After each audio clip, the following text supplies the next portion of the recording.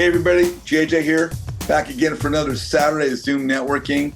Got a great speaker on for you guys today. You know, one of the best benefits of real estate are the relationships you make, the friends you meet. You're going to make friends and take people, they'll be friends for the rest of your freaking life if you approach what you're doing properly. Our guest speaker today is a young man I met through another education platform, followed him to Pace Morby Sub 2 group.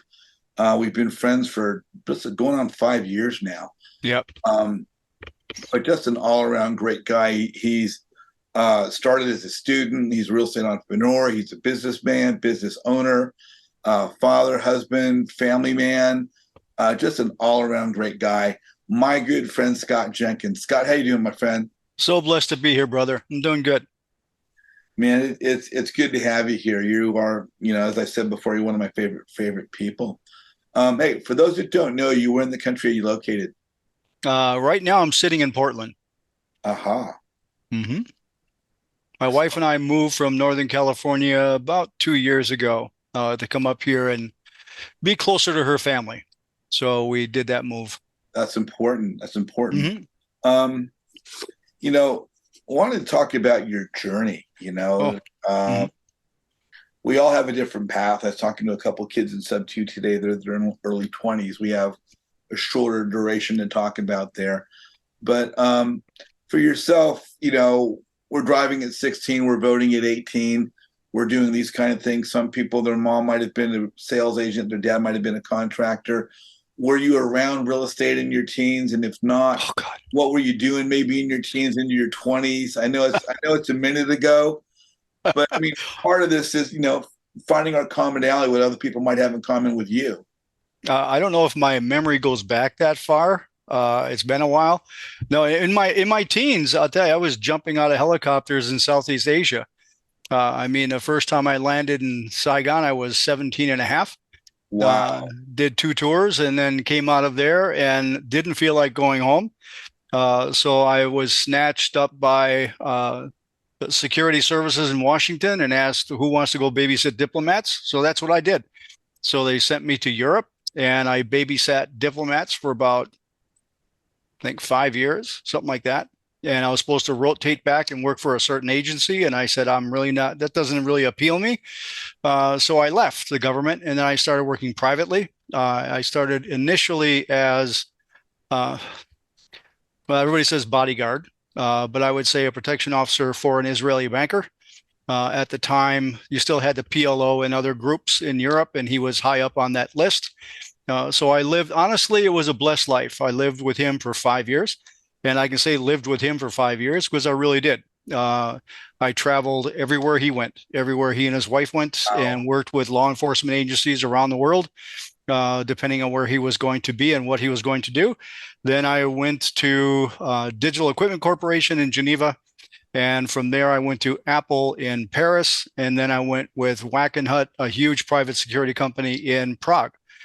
So I spent almost 29 years in Europe. I've worked in 38 countries and then came back to the United States in 96, end of 96. Started working with Pinkerton Consulting, running their consulting division in Fremont, California. That's how I landed in California and doing high-end consulting for Fortune 100s, Fortune 50s, Fortune 500s.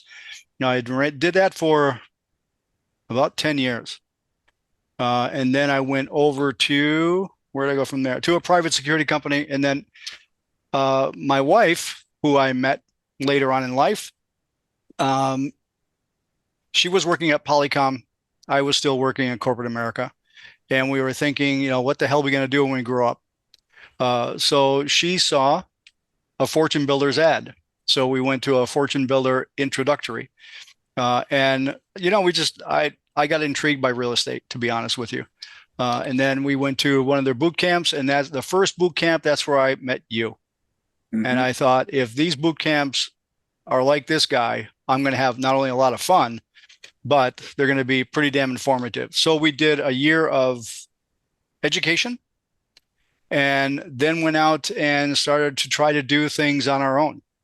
And it was a very hard year because I don't know how many offers I did. I don't know how many properties I walked, and we didn't get a bloody thing.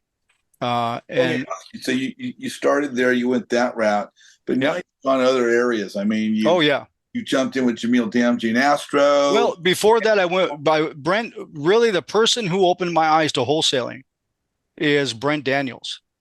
I mean, my wife one night, she felt the frustration. She was getting frustrated and she was watching on YouTube and she found a video of Brent Daniels talking about wholesaling. And she said, "Hey, you got to watch this guy." And I clicked with him right away.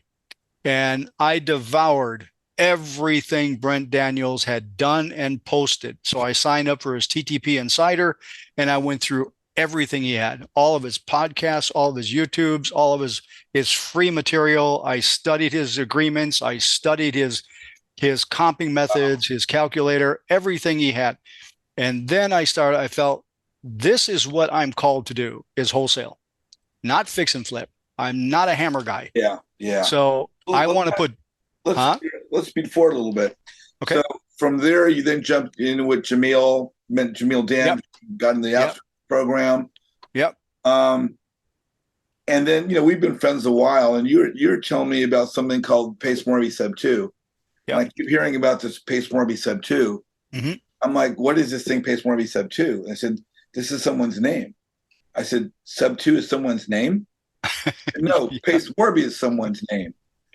And I thought I was, as you know, back then I was confused, but I knew that so many successful students that I knew were going into this group called Sub 2 with Pace Morby that I followed probably before I was ready. Mm-hmm. And when are we ready? But let me ask you, how did you let's talk about Sub 2 a little bit. Okay. How did you find out about Sub 2? Have you met Pace? When did you meet Pace? I have never ever met Pace, never met Jamil. That's on my bucket list. I'll do that when the time is right. But I met Pace because of Jamil. And going through Astro with Jamil, I mean, the name Pace Morby's name is mentioned a lot. And when I got after going through the whole Astro program and starting to do wholesale deals, then I thought I need something else. Something, and maybe we can talk about that today. Something else needs to be added to the wholesale cycle because you're losing too many opportunities because not every deal is a cash deal. So that's why I jumped into Sub 2 to be able to have more tools in my tool belt when I'm speaking to a seller or even speaking to an agent.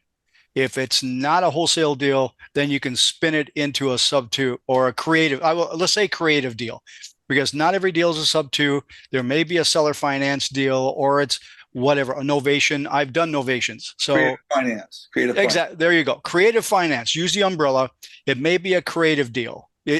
You have to determine what kind of deal it's going to be, but it may be a creative deal. So I think sometimes the terminology gets a little bit skewed. I got somebody who sent me today saying, I've got a Sub 2 deal. No, it's not a Sub 2. It's a seller finance because it's free and clear. So let's drop the word Sub 2. You're not taking over a mortgage. So Sub 2 is the community. It's not maybe not the deal. So that's why I got into Sub 2, so that when I'm speaking to an end user, be it a seller or a real estate agent, I can spin it. If it's not a cash deal, I've got other options that I can then go to, which increases the odds of us getting that deal.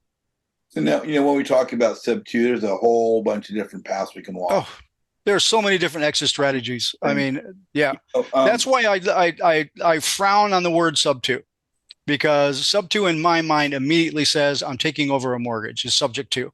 yeah. No, you're bringing a creative deal. Now let's see what kind of creative deal that's going to turn out to be, because there's so many different types of creative deals. So, as we get into the transactions of wholesaling and acquiring properties, Mm-hmm. whether it's acquiring them or as we get into Sub 2, there's the acquisitions manager, the dispositions manager, transaction Mm-hmm. coordinator, the integrator, the visionary. Some of us can have multiple skills that we're in. Of course, now there's a whole avatar program of all the different avatars we can have. Yep. But Mm-hmm. acquisition and disposition are like buying and selling houses. And what we're going to talk today about is building your team with real estate agents. Yep. and you have created a team yourself. A couple of your teammates are on the call with us now, Yep. and I want to know if we can jump into that topic now Yep. Let's do it. about building your team with agents. You want to give us an intro and then bring them on? You want to bring them on now? How do you want to do that? Yeah, what I'm going to do, I'm going to bounce back and forth off of them. You got two people on the call today. I mean, I'm very blessed to be able to work with them, Neil and Sam. We started off. Let's bring them on now. Let's bring them Yeah, on. bring them up. Here on comes Samantha Miranda. There you go. Really quick, Neil, 30 seconds. What's part of the country you're from, and what did you do before you became a real estate investor? LA from Los Angeles. As I said, work in the music industry, and got into real estate a few years ago. And then pandemic kind of shut everything down. And JJ came to me and said, "I want to introduce you to Scott Jenkins about wholesaling and this, that, and the other." And that's the short version of it. And Perfect. Here we are. Yeah. Perfect. Samantha, welcome. Hello. I can hear you in the other room. Hopefully it's not echoing. No, not actually. So, a little bit about yourself. What part of the country are you in? And you and I, we started another education program, as did Neil. We started together, Yes. and we were all kind of stuck in the woods a little bit. And of course, we all met Scott years ago, or you and I did. Mhm. And as I saw Scott take off with his wholesaling, I'd introduced you and Neil to Scott. So I guess, your real estate venture before that was we were kind of struggling with another program, but now you're a part of Scott's team. Yep. Yep. I am. I don't. I know. Is there any other answer to that? Yes. Yeah. When I started working with Sam and Neil, and at that time, me too, I was doing exclusively seller outreach, right? So I was cold calling. Well, Sam and Neil, I started them on Driving for Dollars, and they were scouring LA. And their first week, they would probably bring in 50 properties. And then after a while, they were bringing in 500 a week. And then those would go in the pipeline, and I would be dialing. So I'd be dialing 3-4 hours a day, 6 days a week, trying to reach sellers. Scott, That is, go back to that Yep. for a second.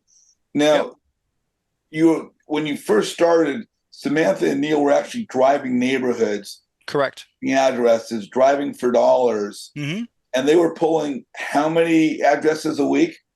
Well, when they started, I think it was averaging between 30 and 50 in the very, very beginning.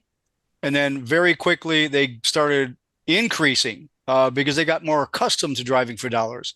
And I think you guys were generating close to 500 a week. Yeah. So that is about 2,000, 2,500 every month that we would add to our pipeline, and all new property addresses that we would then skip trace, upload, and start calling. So and it was off-market properties, correct? all off market, which is a good driving for dollars. You'll hear that from a lot of folks, and it's true. It's probably the best list you'll ever have, because very few people will probably have that same list. It's better than pulling a list using batch leads or some other type of system, because there aren't many people that are going to pull the same addresses and have the same numbers for the same sellers. So you're not having that many people calling the same people. But to do direct to seller outreach, it is time consuming, and you have to be consistent. That's the key. You can't do 3 hours today and then a half hour tomorrow and then take a day off and then do 3 hours. Yeah, that just won't work. You've got to be very stringent on yourself, and you've got to say every day I'm going to start with a half hour, then grow to an hour, then go to 2 hours. But every day you're putting that in, because the number of numbers you dial and the number of people you talk to increases the odds of getting a deal. So it's quantity. So there are KPIs associated to that, so that it's very clear. The more you dial, the more you talk to, the more likelihood it is you'll get a deal. Now, we did that for about a year and a half. And then we started thinking, okay, there's got to be another way that we can do this. Let's go direct to realtor. And if there's anyone who has been extremely successful at that, it's Jamil Damji. And in Astro Flipping, that's one of the things that he really teaches very well. And he really emphasizes going direct to realtor. And I think Jamil, he's done, I think, 6,000 or so wholesale deals in his career. And he has never spent a dime on marketing, not one. Now, I know in a year, if I'm doing direct to seller using a platform, skip tracing, I'm spending on the average of $7,000 to $10,000 a year doing that. So when I see someone doing 6,000 wholesale deals, spending not a dime, to me spending $6,000 to $10,000 a year doing direct to seller, I would like to add both of those together, maybe reduce the amount of direct to seller and then increase realtor outreach. So that's what we did. And we started by identifying specific markets. And I think the first markets we went to, we worked a lot in LA, but we decided, okay, let's go Dallas, Atlanta, and I think it was Jacksonville. And the reason we did that is like any one of us, before you do a market, you do a lot of market analysis. You want markets that have over 500,000 people / homes. You want markets that are the appreciation is increasing. You want home values that are around $350,000 to $500,000 because first home buyers are not buying over $500,000. You're looking for markets that you can achieve that, and those markets we found would be ideal for a realtor outreach. So we started looking online and using Privy as one of the tools, because what I like about Privy for on-market deals, it gives us the information we need to make fast decisions. And I can scope out an area, a city, or a zip code, or even a neighborhood, and start by looking at sold deals in the last 30 or 60 days to understand what buyers are buying and what they're buying at, to come up with an average percentage to ARV, so we know where we have to be on a wholesale deal, and then flip the switch and look at all the current listings that match that criteria. So let's say Atlanta, I know I've got to be at 55% of ARV to make it a deal for a buyer. If I flip the switch to active deals looking at 65%, I want to give a little buffer and look at all the active deals. I will look at the deals and then start calling the real estate agent. On those calls, I started bringing Neil and Sam in on the calls so they could hear the conversation with the real estate agent, because agents are agents are agents. Some of them do not understand who we are or what we do. Some are very defensive to who we are and what we do. And especially if you say that taboo word, wholesale. So they won't want to really talk to you anymore. Others understand who we are. Those are the ones that you're really looking for. The ones who understand investors, work with investors, and probably have a portfolio of buyers that love working with us. Those are the ones that we really try to develop relationships with. So you have those categories of real estate agents, the ones who are not really keen on developing a long-term relationship. That may be a single deal or maybe 2 or 3. But the latter category of the investor friendly, what you're looking to do is bring them on your team, that now they work for you as a buyer's agent, like the agent we have in Atlanta. She is our buyer's agent. So any deals that I want to put out, and right now we're putting out on an average 10 to 15 offers a day. So for Atlanta, for example, if I put out 6 or 7 or 8 offers, they go to her. She writes up our offers and submits it to the seller's agent. And then from there, she is constantly in that loop. I do not have a direct connection with the seller's agent. She does. So that she is commissioned on the sale by the seller, because the seller pays commissions. And then she, as a part of our team, I'm sure we will give her a little thank you for what she does. And she does a lot of work. I mean, honestly, when you see the paperwork that she has to generate for each and every deal, it is time consuming. But that is an ideal place to get to. So I know I'm dumping a lot of information. I don't know if there's any questions at this stage. Maybe I'll just take a pause. Adriana, you're Awesome. on with Scott Jenkins. What's your question? Hello, good afternoon, everyone. So I'm listening to what he's saying, and I'm a little bit confused in the part where he has an agent, like doing the deals through his own agent and not going directly to the seller's agent. Why does he have another agent to represent him as a buyer? That's a very good question. There's two ways you can always go. Mm-hmm. You can go straight to the listing agent. Correct. And when you do that, you can ask them, you can tell them, I'm not represented in this deal. Can you also act as a buyer's agent? That's an incentive for the listing agent to work with you, right? However, Correct. they have a fiduciary duty, and their fiduciary duty is to the seller, not to me as a buyer, right? So you always have to go in with that in the back of your mind. She is going to write up the agreements for me, but he or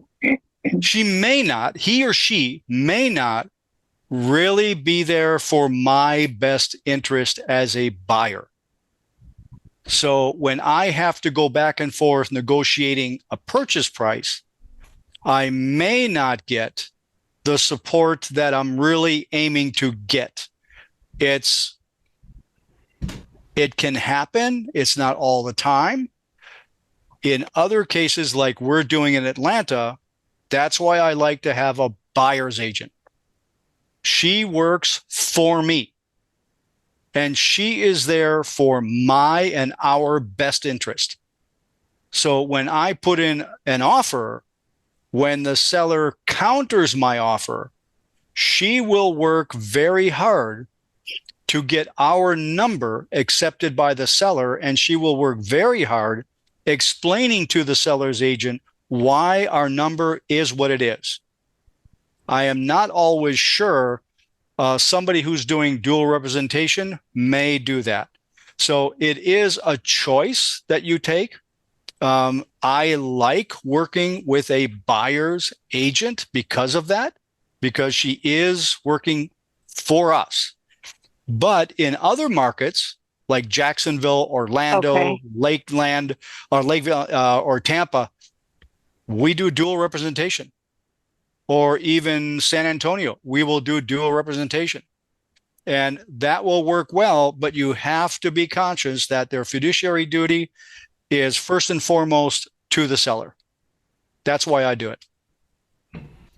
Okay. Now, wouldn't you, Scott, be able though, if you didn't have an agent representing you, wouldn't you be able to decide and like mention those terms that you want?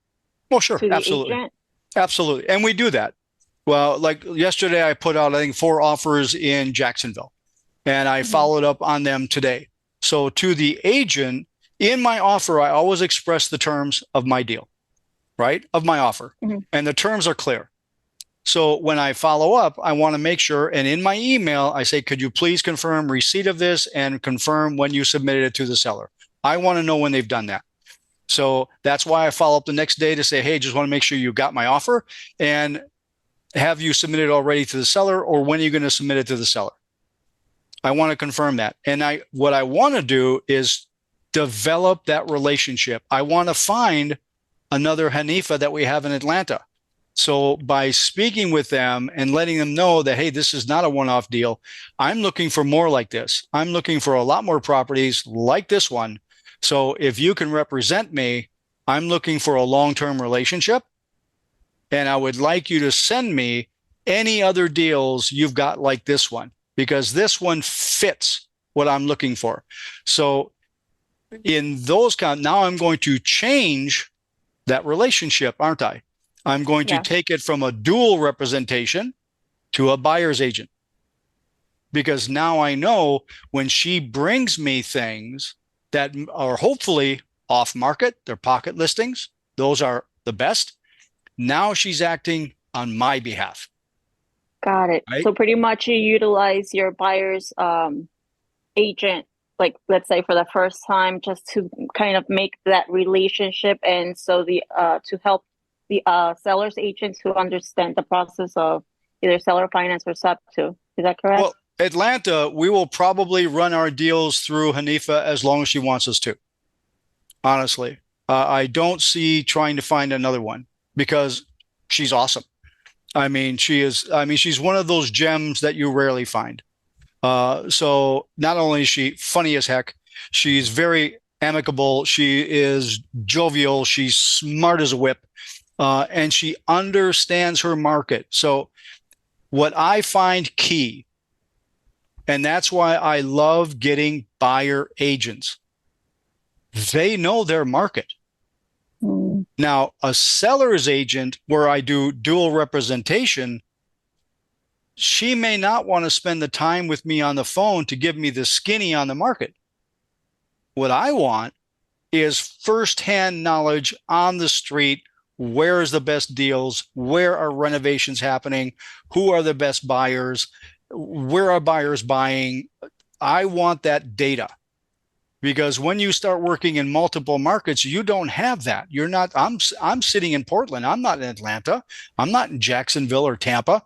So like the conversations, she jumps on our Zoom calls so that we as a team can talk not only about the deals we have in the pipeline, but what's the market doing? I see what's trending. I see what Redfin's telling me. I see all the data. I see what I'm finding on Privy. But what is truly happening on the streets? Got it. Okay, and when we put in an offer, hey, we're putting in an offer on that deal there in that zip code.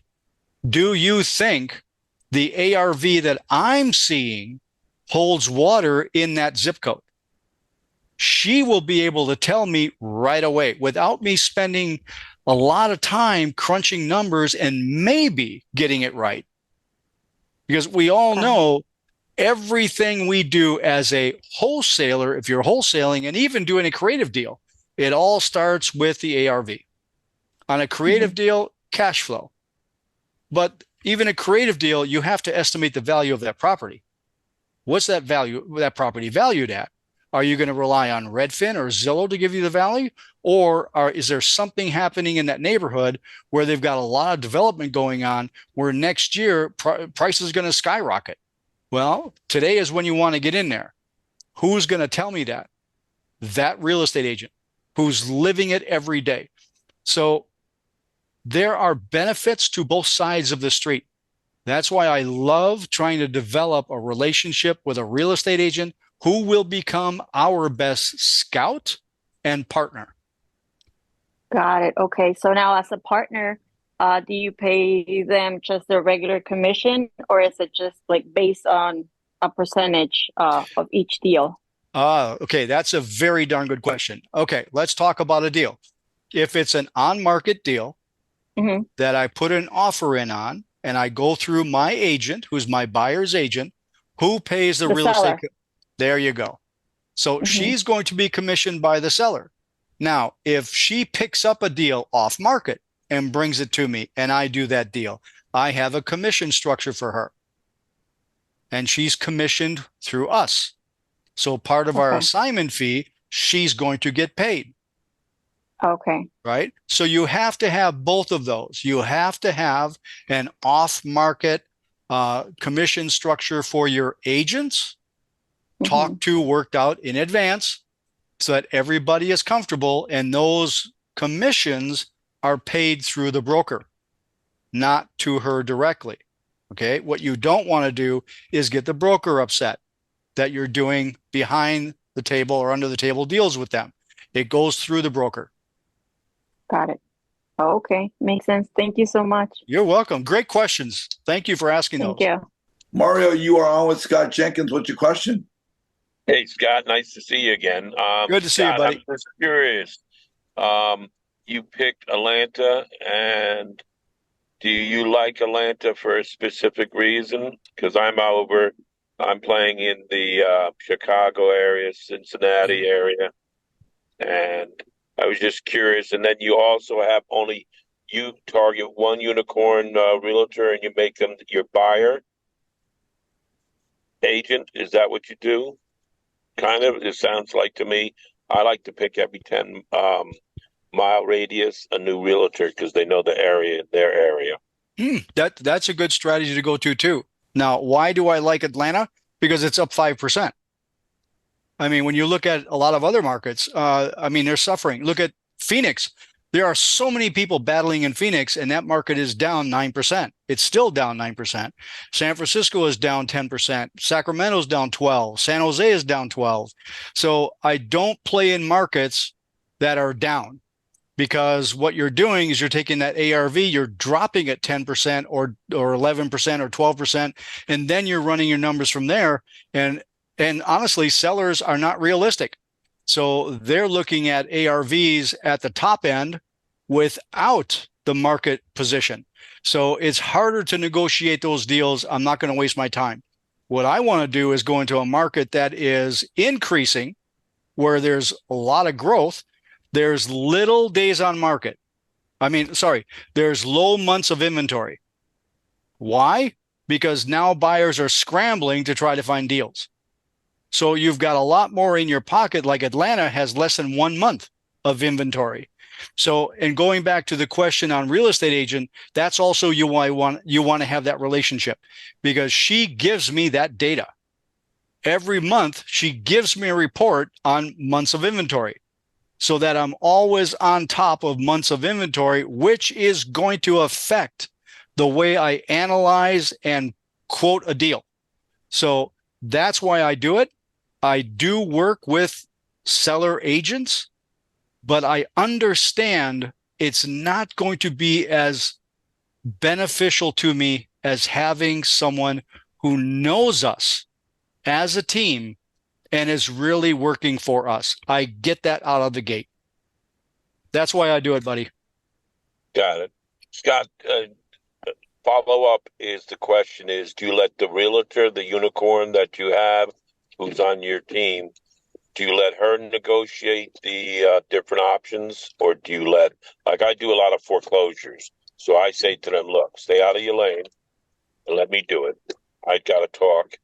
I propose the 3 options, and then I let her obviously handle everything else. She knows which street blocks and that. You know, I'm down in Florida. I'm not going to know everything in Florida. My job's not to know it.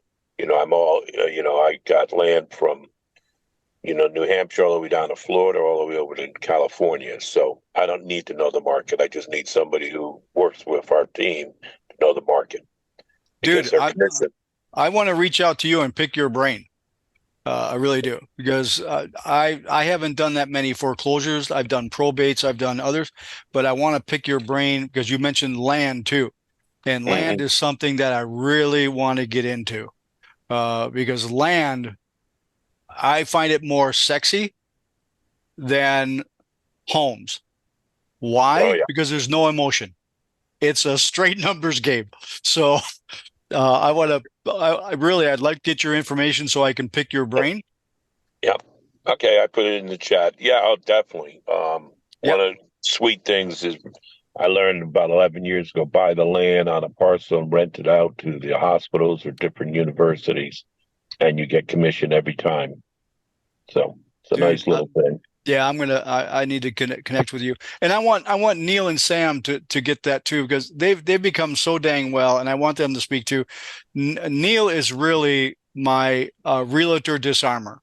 Gotcha. That's who he is. There you go. All right. In 3 minutes, he's developed a relationship. It's like they've known each other for 10 years. So he's that kind of guy. Sam too, she's superb on the phone, but she's also a whiz at tracking down buyers. I mean, she is a great scout. So, I mean, the team, we've all got our strengths and we've got our weaknesses. So we try to complement each other as much as possible. So I do want to reach out to you and have that talk. Anytime. My pleasure. Norm, hey, JJ. Team, how you doing, Norm? What's going on? I'm doing great.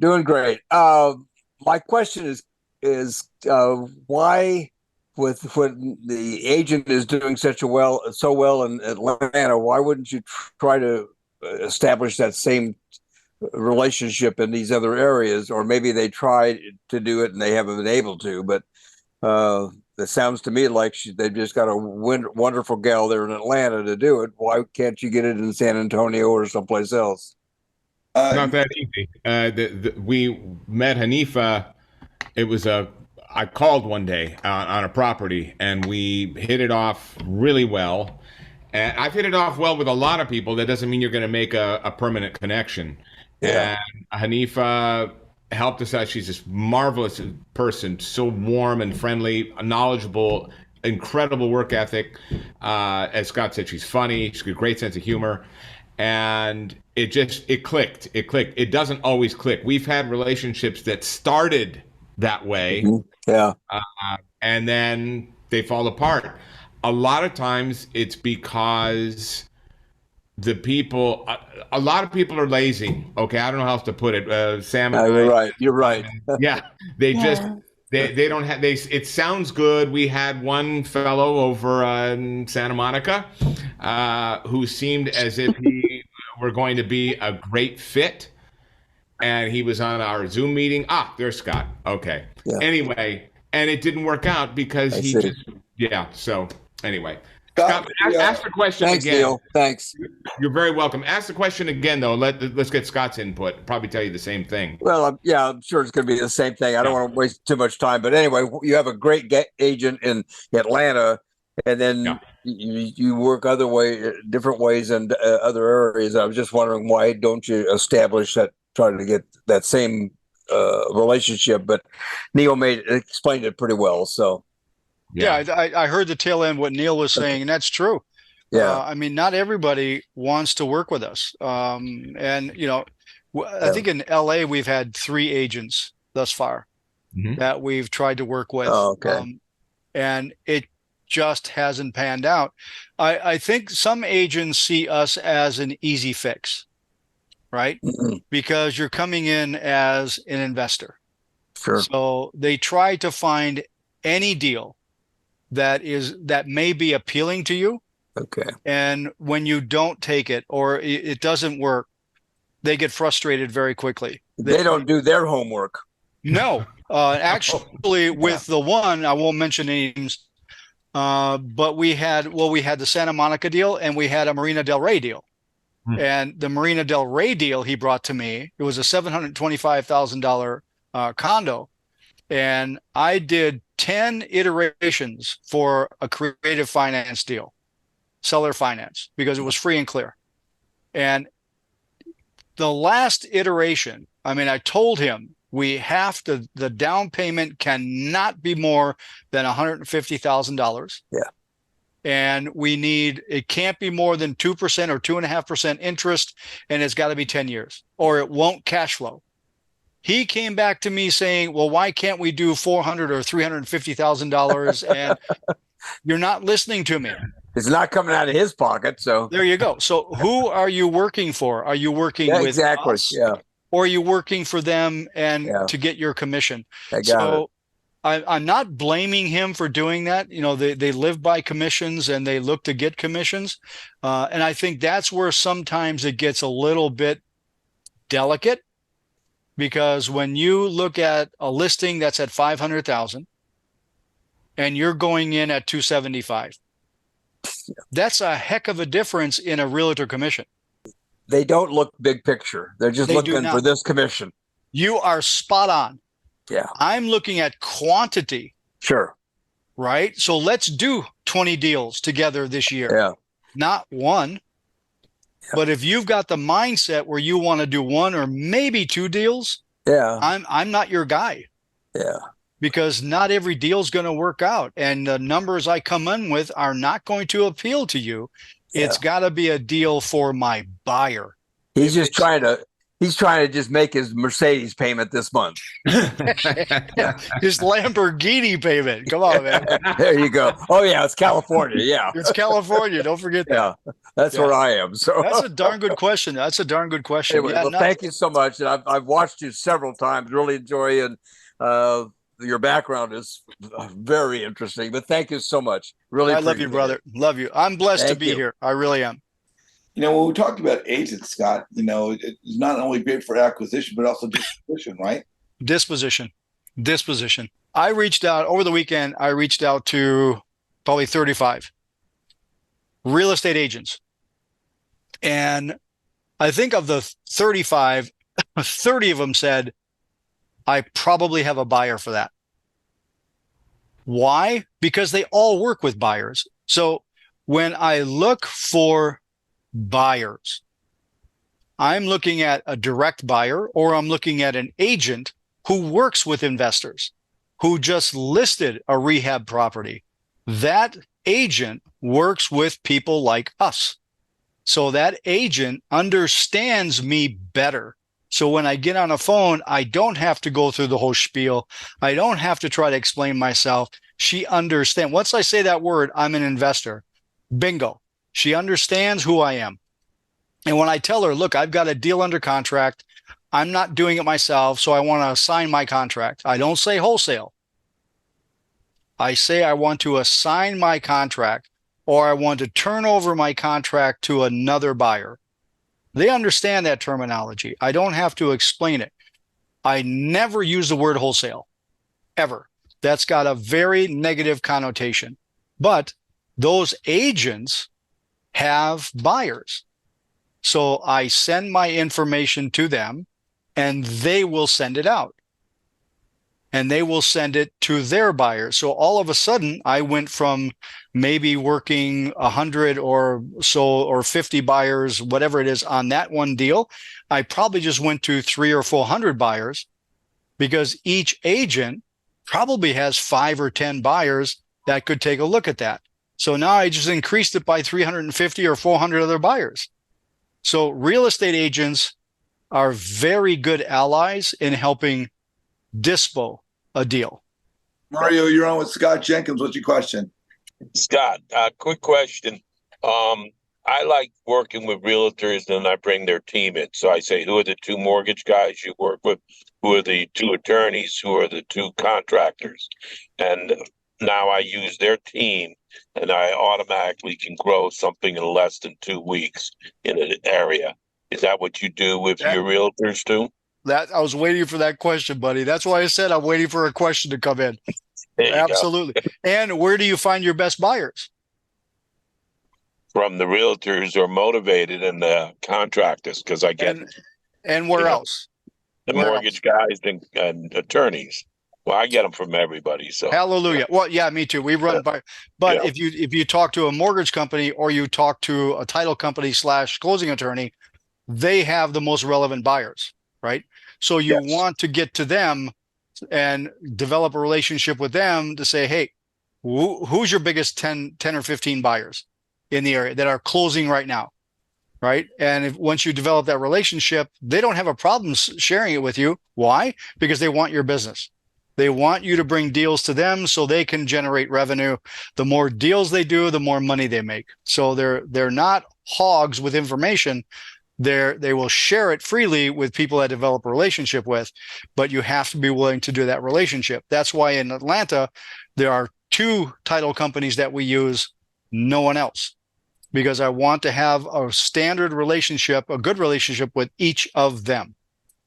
Well, Scott, we're running a little bit long, but we're just covering so much stuff.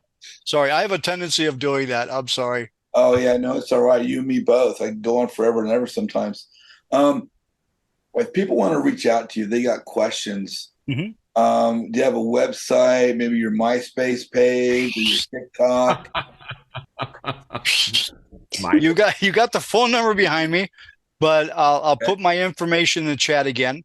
Well, no, this is also for people that are watching on YouTube. They won't see the chat. So yeah, it's going to be 888-559-9095.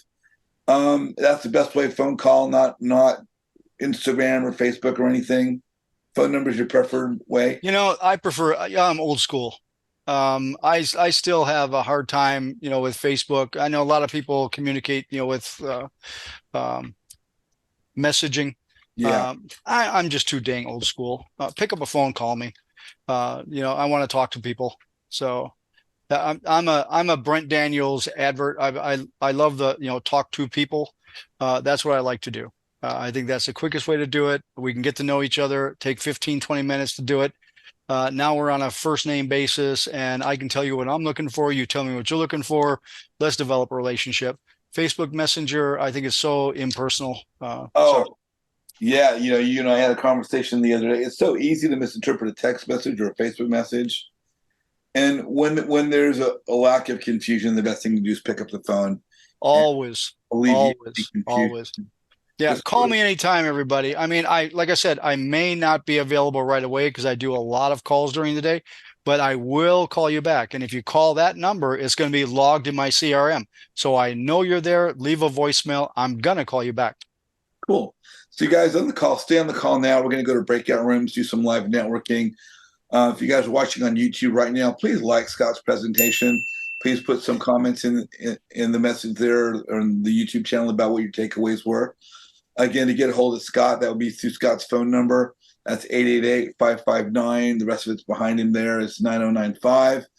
To reach out to me, join my networking group, go to my website, jjazizian.com, and click the register now button that registers you for the networking group. If you guys are on the call now, stick around. Oh, two last things. Well, we already talked about how to connect you, but so the last thing, my group's a networking group. And I talk all the time about networking, the importance of networking. But for yourself, who's a successful real estate investor, a successful wholesaler, you've been in the game for a while now. Whether someone's a new investor coming to these education platforms that have a safe Facebook community for their membership, or they're an experienced investor coming to these real estate groups that have a Facebook community for their membership. For people that are somewhat new to social media, what is the importance of social media for networking? And what is the importance of maybe a networking group like mine to the success of somebody's business? Night and day. You can't grow without it. I mean, if you do not have visibility, you're not going to do a lot. You just won't. Because you're going to be working most likely on your own, trying to build it in a little silo, and that never works. I mean, this group, look, I just took down, was it 1, 2, 3, 4, 5, 6, 7, 8, 9. 9 names and numbers because they were up there. What's my intent? I'm going to reach out to 9 people because I want to grow my network and I want to do deals with people. And I want Neil and Sam to reach out to them. So I'm going to share those with them because the more people we connect with, the more deals we're going to do because the more exposure we're going to get. And if somebody is in Alabama and they've got a deal and they can't move it, call us. We'll help you move it. Yeah. Or if I've got a deal in Tennessee and you're in Nashville, I'm calling you. Right? You're going to help me move the deal. So we can do deals together. We can grow together. We can share ideas together. Like with Mario. Mario sounds like a guy who's got a lot of experience in foreclosures and land. What am I going to do? I'm going to reach out to him, pick his brain because I want to learn that. So there you go. That's what networking does. I did not know Mario knew all of that until today. So now I'm going to work on that and do it. Yeah, Mario is a true rock star. True. He is. So Scott, I want to thank you for being on the call today. If you guys are on the call, stick around. We're going to do breakout rooms right now. Scott, our call should be posted shortly into YouTube. Mm-hmm. So I guess if people stick around, they're going to see our video. They'll see you. They'll see me. And obviously, we're going to be back for more in the future. So guys, look for the video on Flip Setup with JJ on YouTube. If you're on the call now, if you're on YouTube, look for my group, which is JJ's Mastermind Networking. Go to my website, jjazizian.com, and click the register now button.